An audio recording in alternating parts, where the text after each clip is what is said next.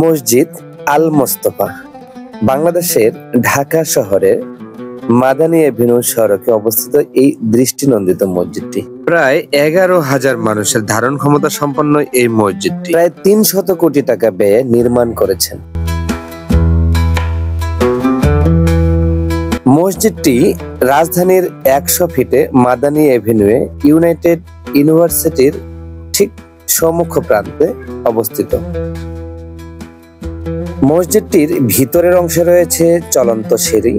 নান্দনিকতার নেই কোনো কমতি।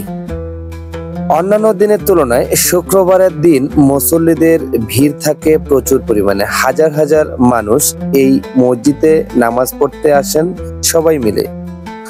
মহিলাদের জন্য রয়েছে আলাদাভাবে নামাজের সুব্যবস্থা। ওযুখানা সহ নেই কোনো নান্দনিকতার কমতি।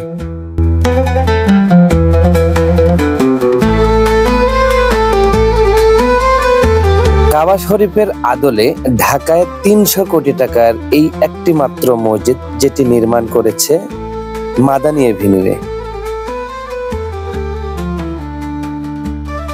এই সুন্দর মসজিদটি প্রত্যেকেই ক্যামেরা বন্দি করে রেখে দেন তাদের মোবাইলে।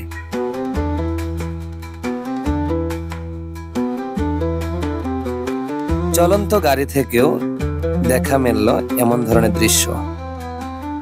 আপনারাও চাইলে আসতে পারেন এই সুন্দর মসজিদটি স্বচক্ষে দেখার জন্য। আসসালামু আলাইকুম।